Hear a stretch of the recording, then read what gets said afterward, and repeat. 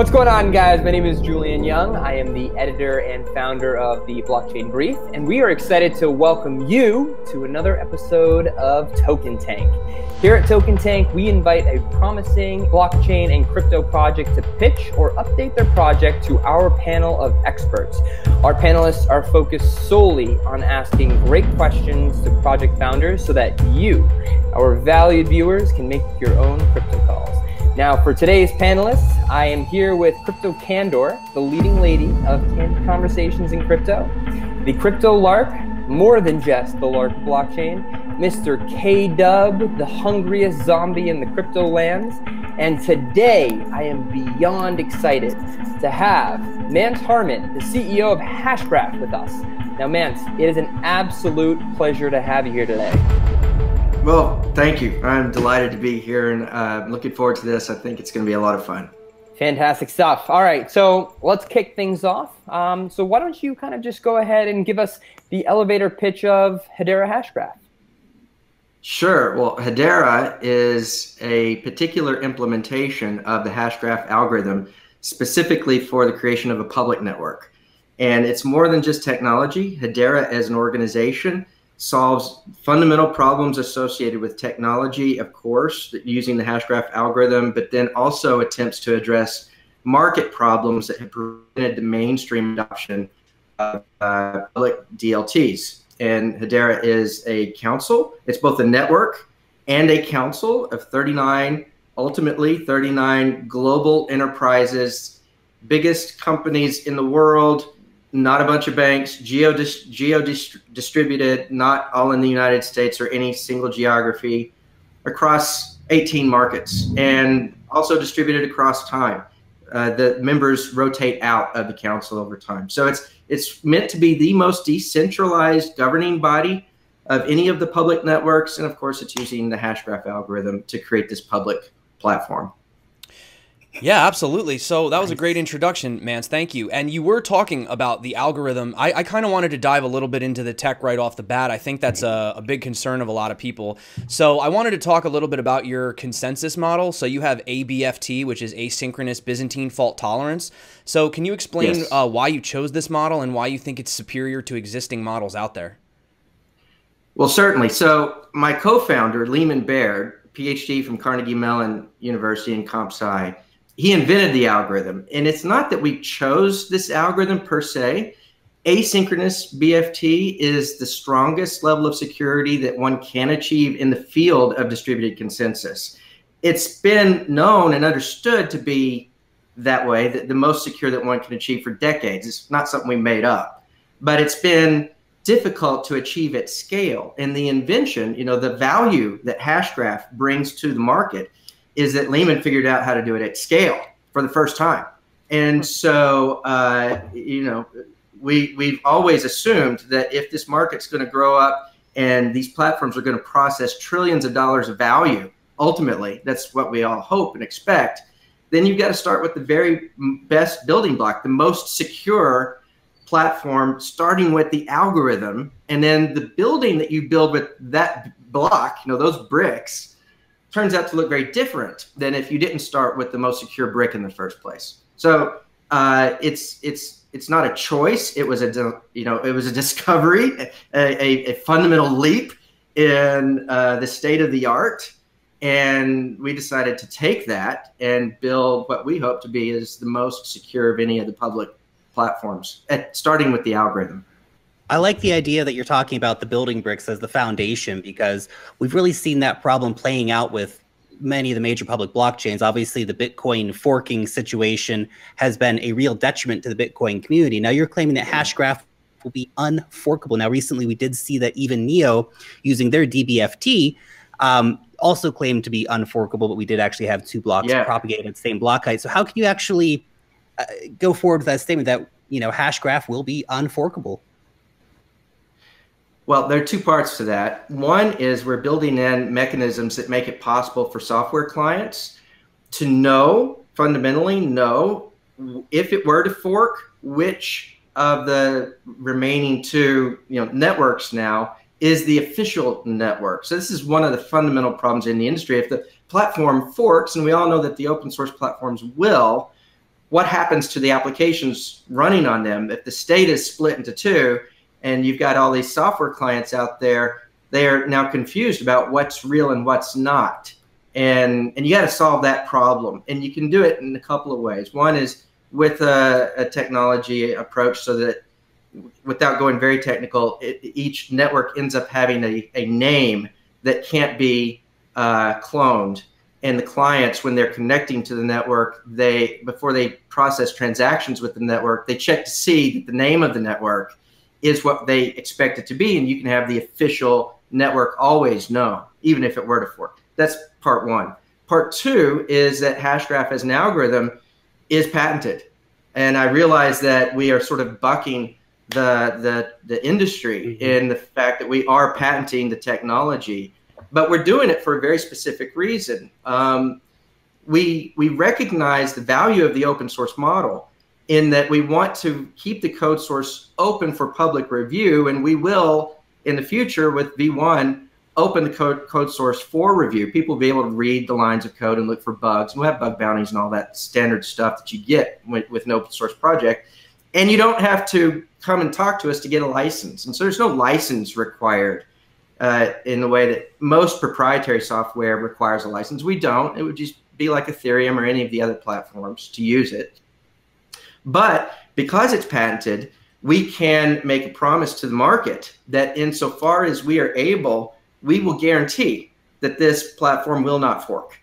And so it's a legal guarantee, along with some technical mechanisms to help out in the event it were to fork if something went wrong or haywire. Mance, considering that Swirlds is the licensor of your underlying Hashgraph technology and the platform is actually patented, do you guys have, I mean, for fear of say a kill switch or an emergency shutoff, should we be concerned about the centralization and the patents and the ownership like that? Is there a way you could just dead the entire platform if you really wanted to?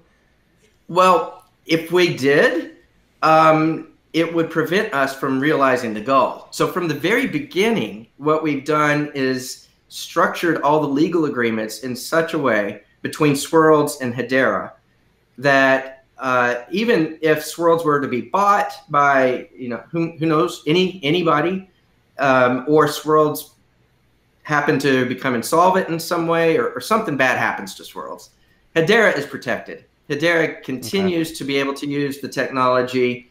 And Hedera is the 39, right? It's not Swirlds. It's literally the 39 that are the owners of Hedera. They each, by design, have equal weight in the ownership and in the voting process. Swirlds as a company is one of those 39. It is unique in that Swirlds will always be one of the 39. The other 38 rotate out after either 3 or 6 years. So Swirlds does have that unique position that it's a permanent member, but it has no more voting power or control, if you will, over this public network than any one of the other 39. And so from an IP property rights perspective, Hedera as an organization is protected and can continue to use the technology no matter what happens. And with the transparency in the code base, people know what the code is, right? I mean, they can download the software. Anybody that wants to run a node at scale, it's not just the 39 that are running nodes, it's everybody that wants to. Oh, everyone can run a node. Oh yeah, it's not, I mean, so you got to go from where we are, which is a network of 39 as a starting point. But ultimately it's an open, permissionless network with tens of thousands of nodes. Each node is identical in terms of the way it works. There are no master nodes or super nodes or special block producers or whatever you want to call them. They're all the same. And everyone can see the code base and, there's transparency. So on the topic of being open source, when do you guys actually plan on releasing the version 1 for public review? And the goal is... Sorry, go ahead. No, not at all. The goal is... either as we approach version 1 or we get to version 1. I don't know exact date there, but we do recognize the importance of having that transparency there for the market for the reasons I just said, right? We want people to know there is no back door, and it would be the case even if we didn't open it up. It would be the case that developers we'll be able to decompile it and look at it. The base part of this platform, the software stack, the bottom of the stack is the Swirlds Hashgraph SDK, and that's written entirely in Java. So you can look at it if you really want to. You know, even today, you could download the SDK and decompile and see what's there. So, yeah, I can't give you an exact date. The goal is for us to be version 1 in Q1 of next year, roughly 6 months from now. And, you know, if we stay on track and everything, it's going to be roughly that time frame. But, you know, schedules sometimes slip, but it's in that time period. So are you concerned at all the fact that you're not open source may lead to less innovation or like interest in building on the platform itself? Yeah, not also, really. Man, just to quickly add on that too. So just to be clear, to build on top of Hedera, will you need a license? Not at all. Okay. You don't even have to talk to us. Okay, no. got it. So, I mean, the market is really split into a couple of different kinds of developers. One are those developers that really want to be able to tinker with the platform itself, the consensus software itself, or those that are building applications on the platform, and they know that if they don't like the the roadmap of the platform, the feature set that whomever it is that's controlling it, and everybody, all these platforms have some group of people controlling them ultimately, right? Whomever it is that are making those feature decisions for the roadmap, if they don't like that roadmap, then they want to fork it and go do their own thing. So we get it, and I can certainly appreciate that sentiment. We're not for them. Right? There are dozens. Everybody else in the market is that, right? And so what we're doing is actually offering an alternative for the first time to the part of the developer community that's never going to tinker with the consensus algorithm.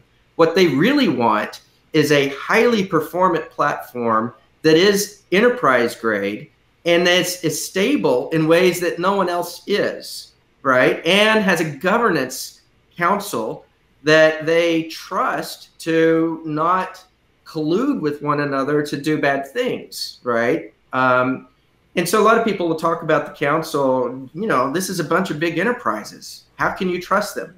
The real question is, think about the alternative, right? You have a currency here, and you got to go from zero, practically zero value, to high value, and the currency broadly distributed in the market. And there are steps along that path. And if I were to just take 39 of my friends and give them nodes and give them some currency, and then the value of the currency, and they're voting, by the way, they're voting the weight of this currency. It's a proof of stake system, ultimately. They're voting the weight of this currency, and the value of that currency begins to rise.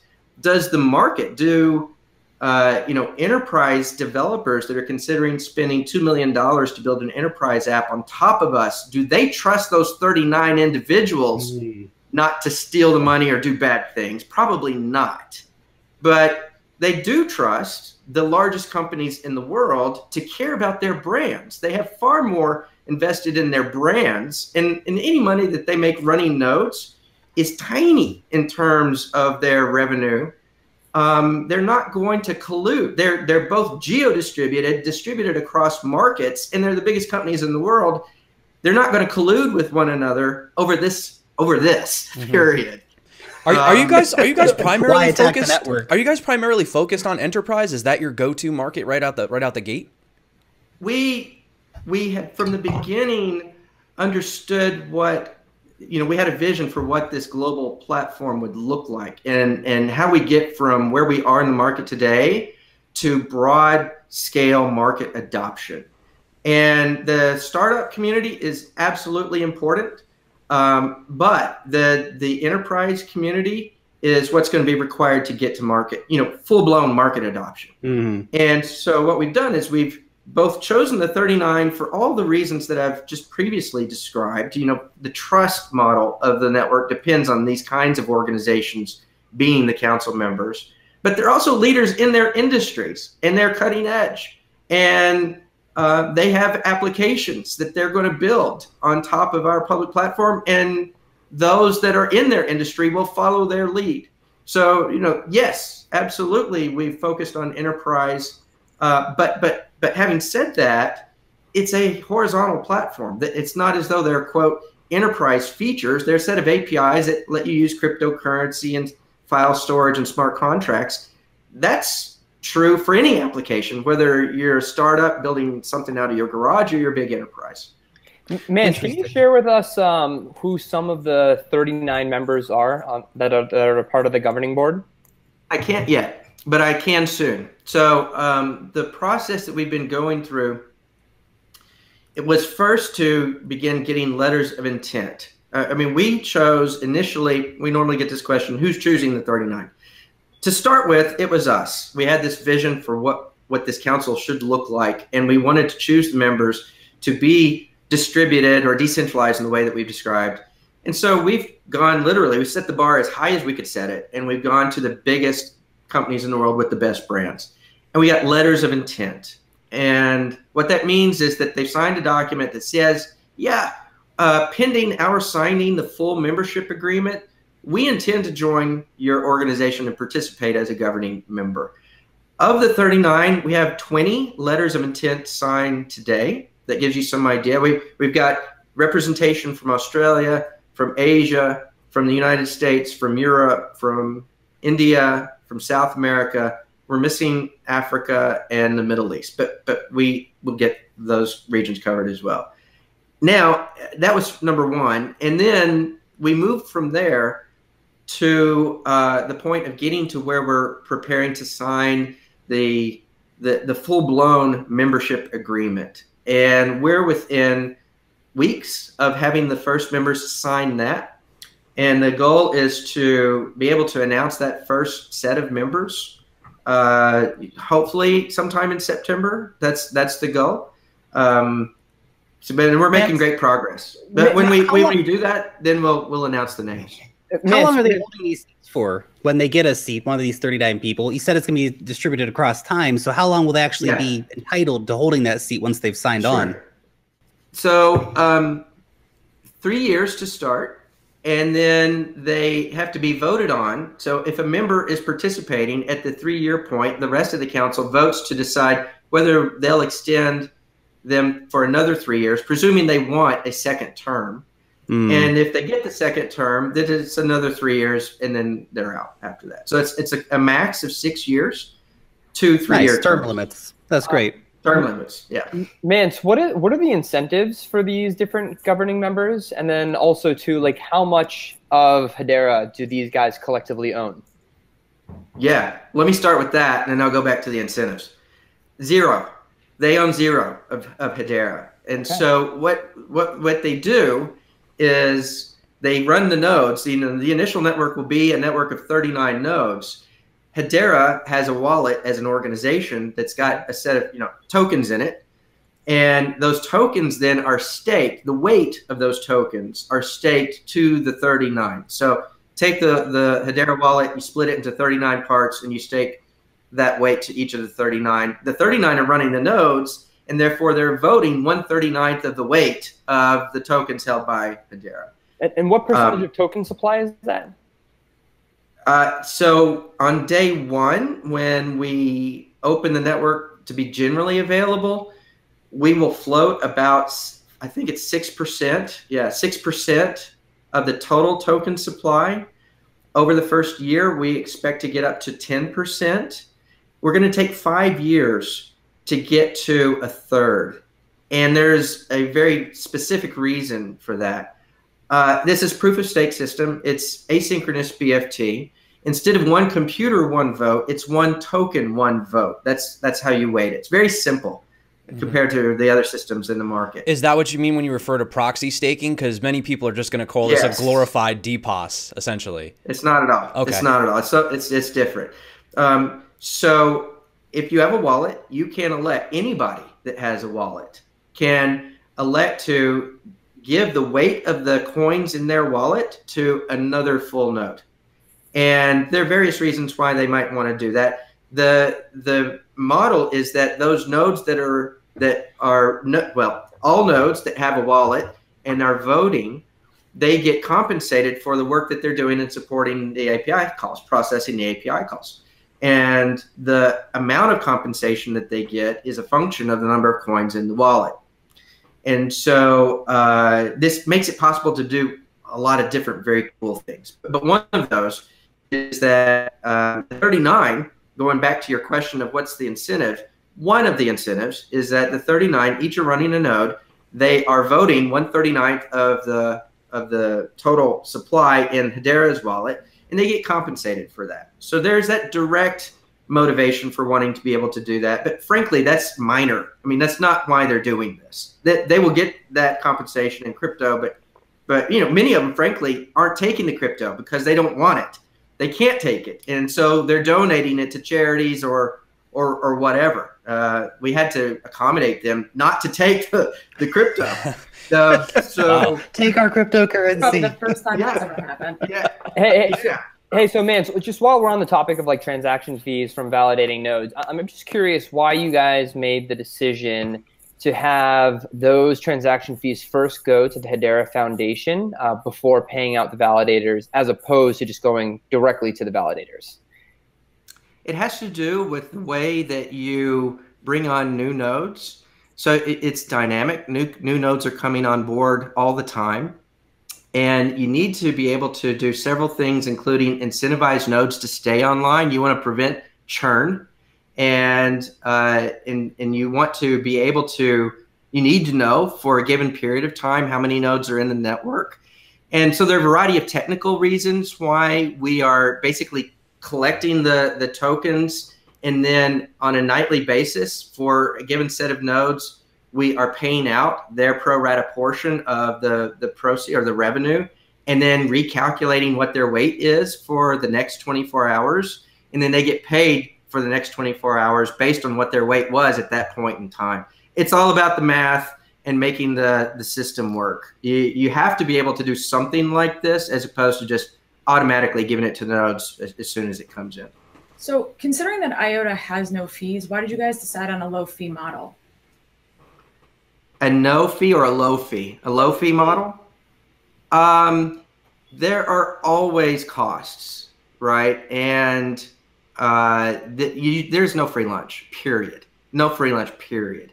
And part of what will happen, I predict, as the market matures and some of these platforms continue to get more and more usage, is that they will realize that they didn't account for the costs of their model up front, and so they have to make changes that are painful to make. Ethereum is in this category where they're now recognizing the need for rent for those files that are staying on servers forever. You know, there was a payment made up front that a file can be on the server forever for no additional cost. That's not realistic. And so what we've done is look very carefully at where all of the costs are, and then built a system that makes it possible to make sure that all of those costs are paid, even at the micro level, and that you can build a real economy that's sustainable from the very beginning rather than having to try and retrofit it in the future. So compared to IOTA, IOTA is essentially a DAG. You guys are not technically a DAG, right? It's different? No, technically we are a DAG. Oh, you are? The question is, what does this DAG represent? Okay. I mean, it's a data structure, and the information in the data structure represents something. In our case, what this data structure represents is the gossip that has taken place between the nodes in the network over a period of time. That's unique in the industry, and that, you know, this gossip about gossip protocol makes it possible to then use a consensus algorithm to calculate what the nodes in the network would vote if they were to cast their vote. I mean, so what the DAG represents makes it possible to do the magic that we do, basically consensus without having to talk to anybody about the votes. Right. Well, one of the issues that people that I keep bringing up in my community in regards to DAG is the lack of timestamps. However, technically you guys are saying you can do that. So how are you going to be able to generate these timestamps? And if so, who is going to be generating them? No, this goes to the core of how we work, right? So when a transaction gets gossiped into the network, that transaction, when it's received by every node in the network, gets a timestamp, a received timestamp by all the nodes. And then what we do is we line up the received timestamps for all the nodes in the network and take the median of that, the middle timestamp. So if there are 20 nodes in the network, they all receive it at a certain time. You take all those timestamps, receive timestamps, line them up, choose the middle one. That's the consensus timestamp. Every transaction gets a consensus timestamp. And then it's as simple as lining up all the transaction in consensus timestamp order, and you're done. You've linearized all the transactions.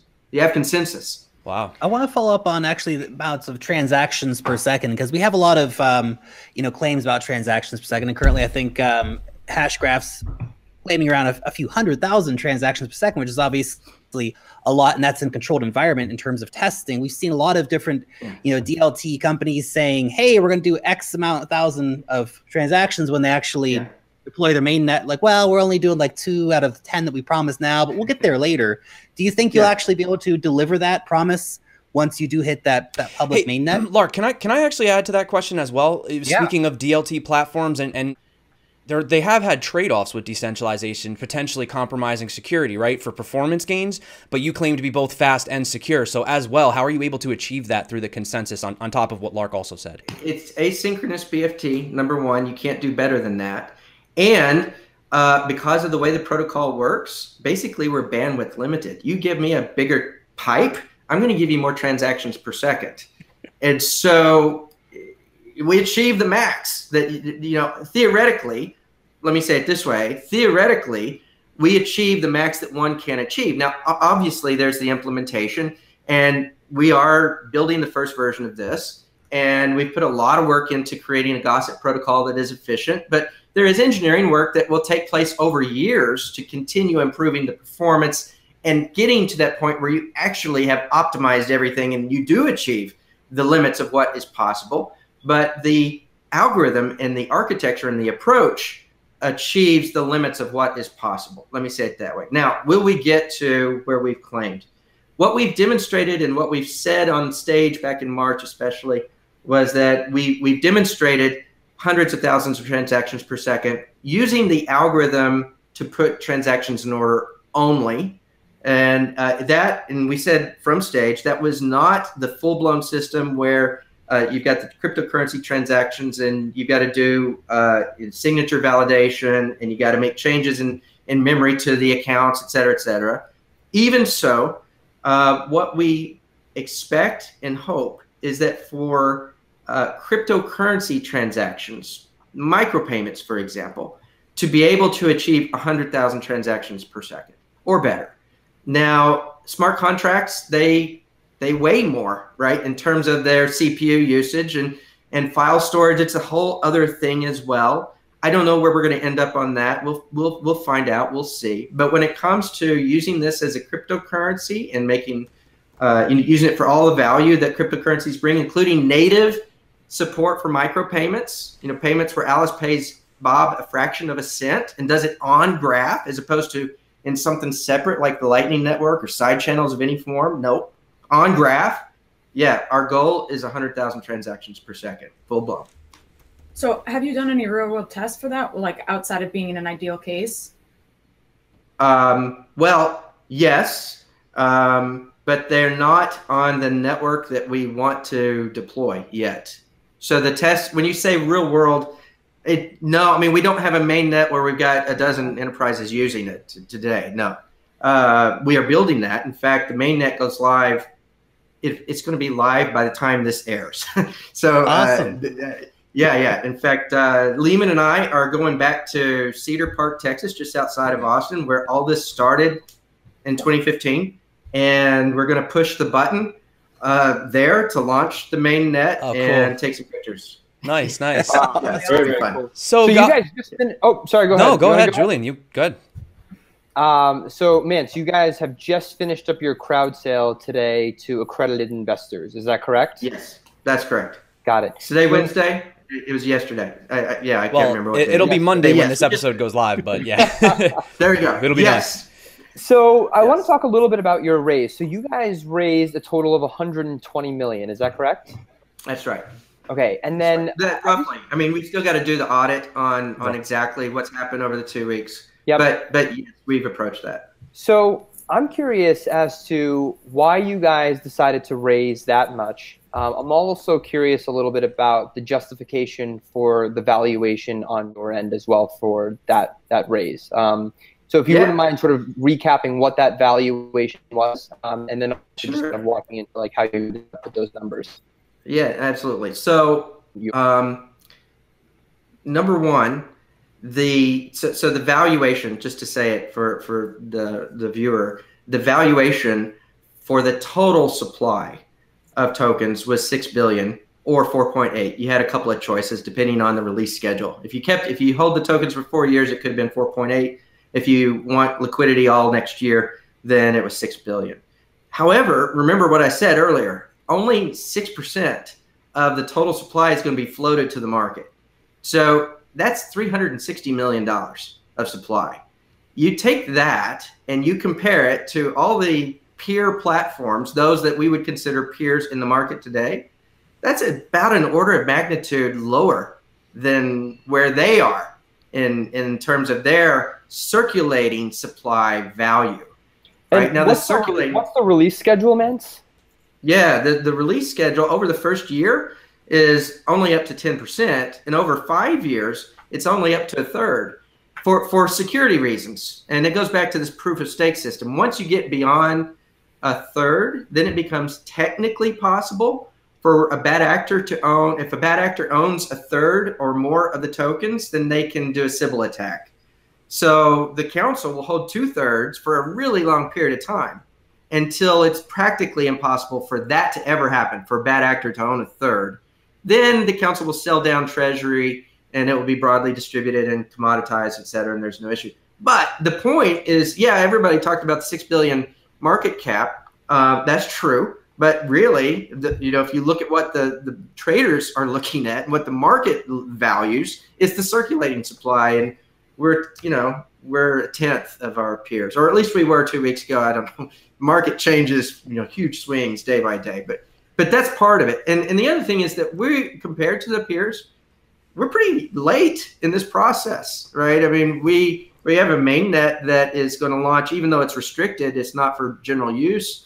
And this technology has been in development for years. And the value of the technology, I know we're making some strong claims.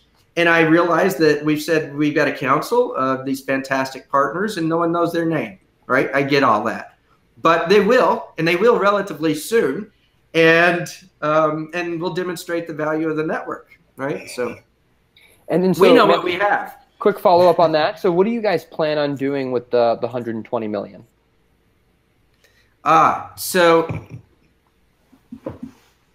Liam and I are very conservative when it comes to money. We've done several startups before.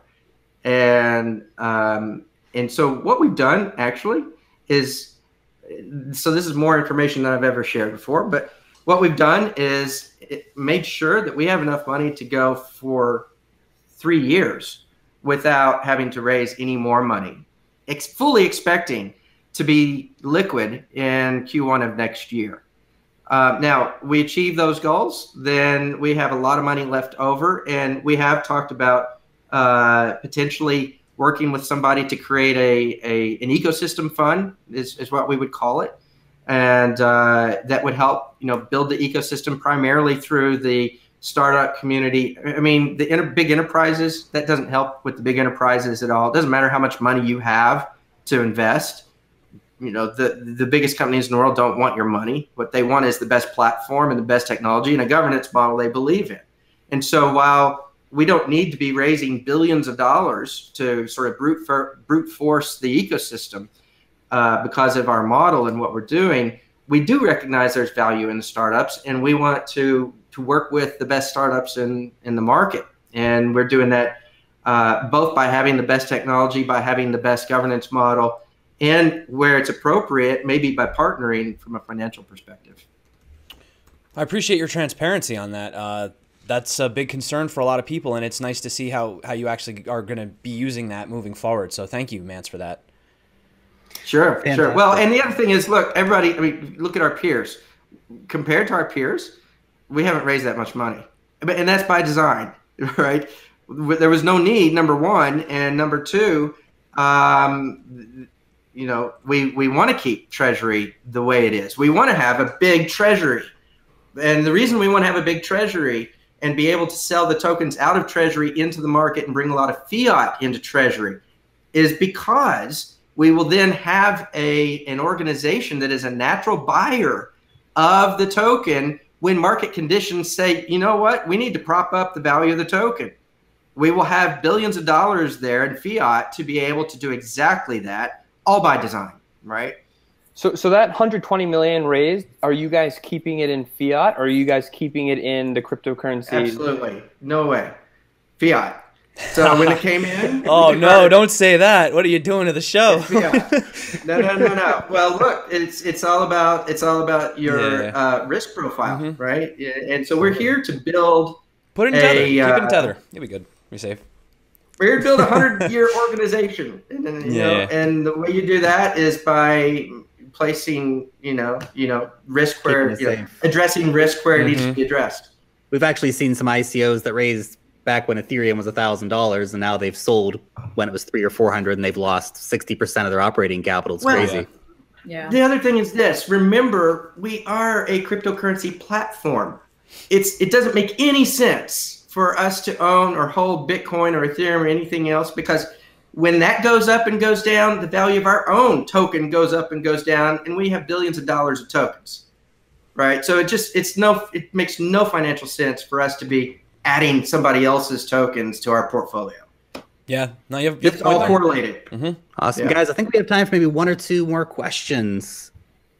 Candor, KW, will hop in. I actually have one.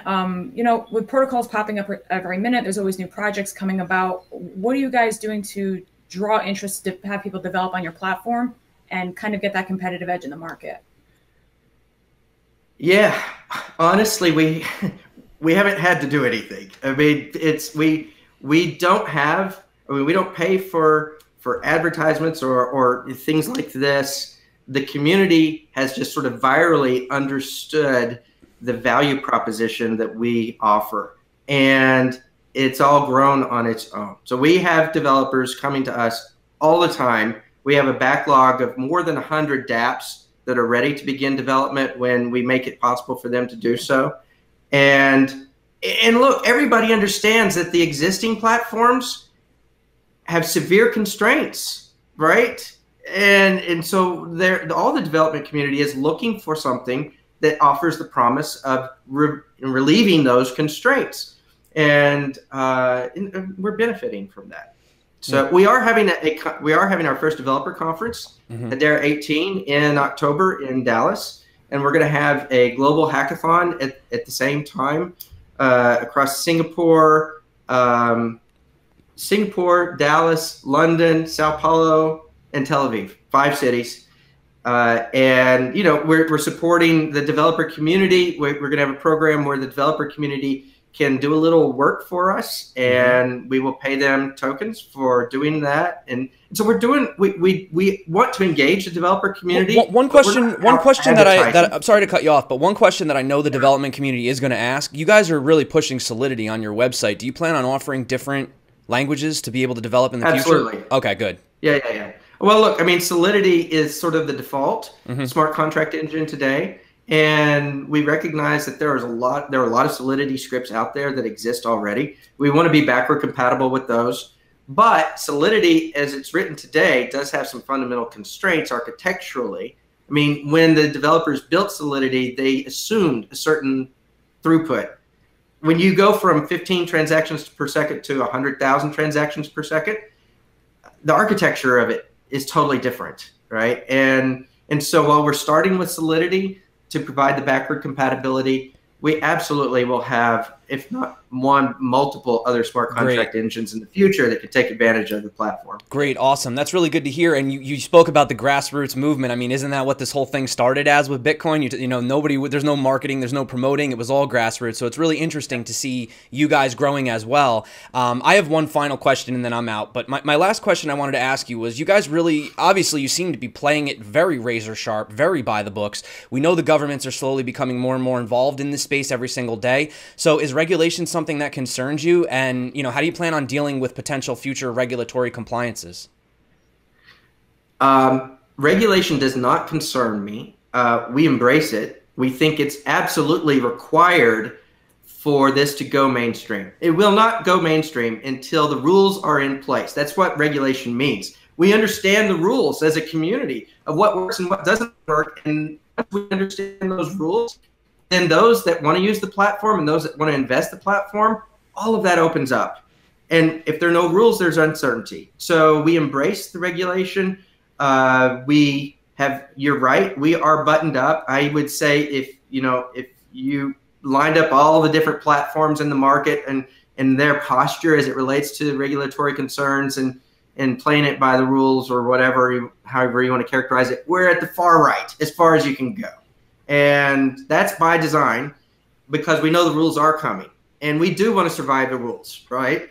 And so that's part of it. The other part is in the platform itself, we're building the infrastructure that makes it possible for users to use something we call opt-in identity escrow.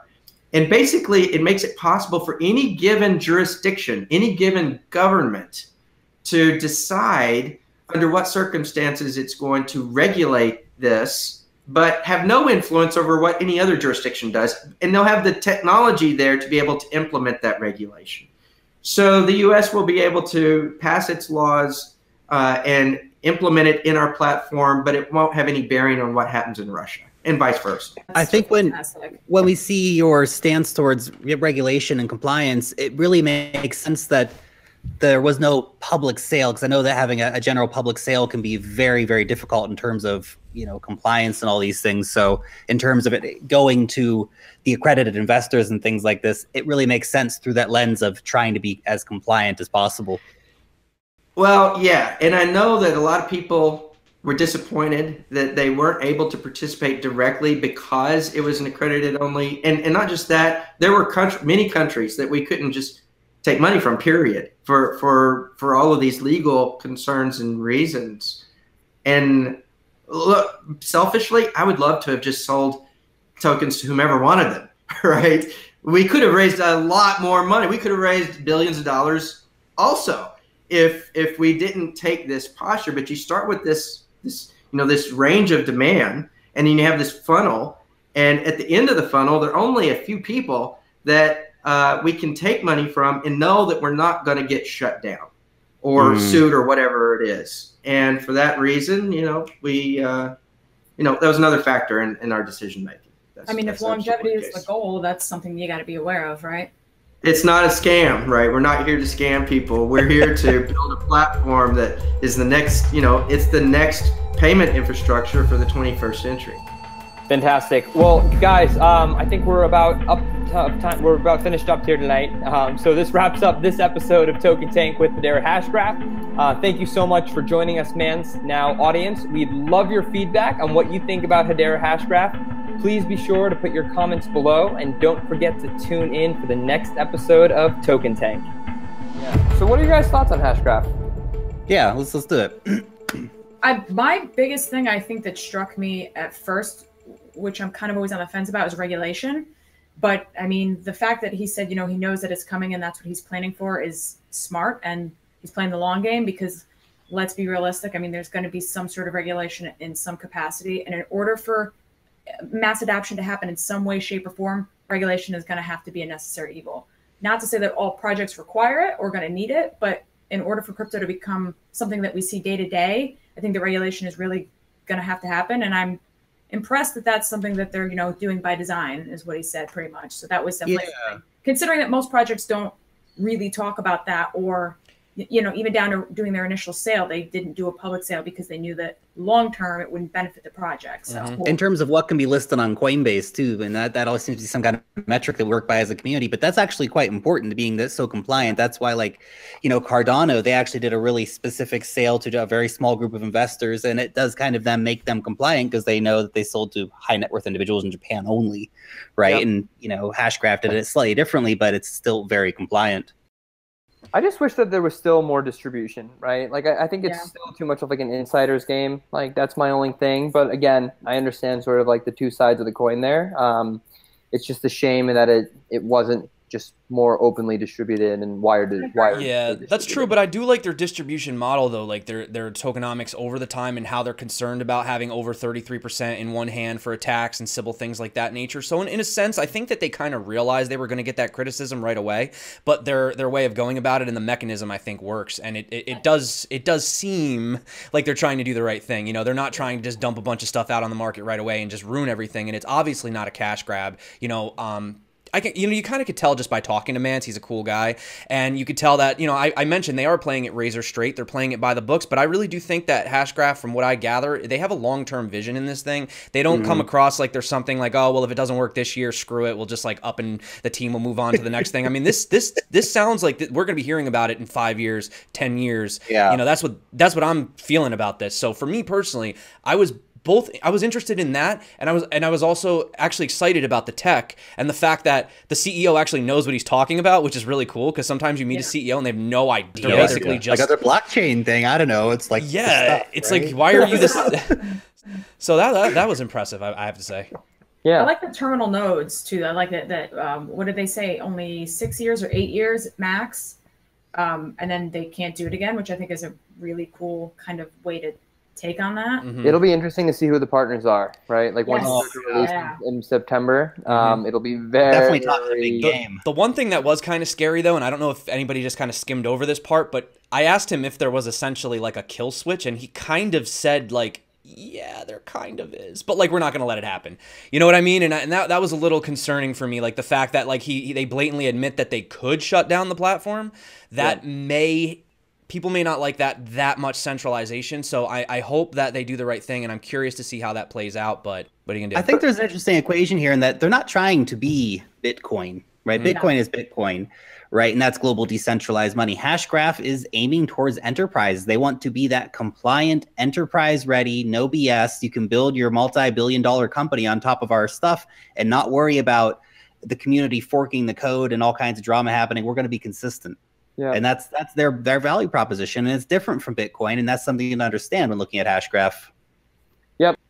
Yep, I dig it. I definitely think it's something that we should keep an eye on. It's really exciting stuff. It's just so unique, and you know, I'm always interested in these unique different things. You know, when IOTA came out, it was the DAG. I've always been interested. Neo had the new consensus, and now we have Hashgraph. So that's just something else to look at. It's more opportunities, and for me, I'm not really concerned about this guy versus that guy. I still consider this to be like a collective community, and you may have your Generation 1 blockchains, your Generation 2, 3 smart contract platforms, and now you have Hashgraph. You know, it's fine. I don't mind. I think it's good. It's healthy competition. And you know, bring it on. Let's do it. You know, for me, it's about bringing this to the mainstream and making this go viral. You know, out in the real world. So if these guys have a plan, and it may not be 100% aligned with the maximalists or whatever, I'm willing to take a step back, let them do their thing, and see where it goes. Honestly, out of pure interest and, you know, just enthusiasm. Evolution. It's the future of technology. Yeah, very cool.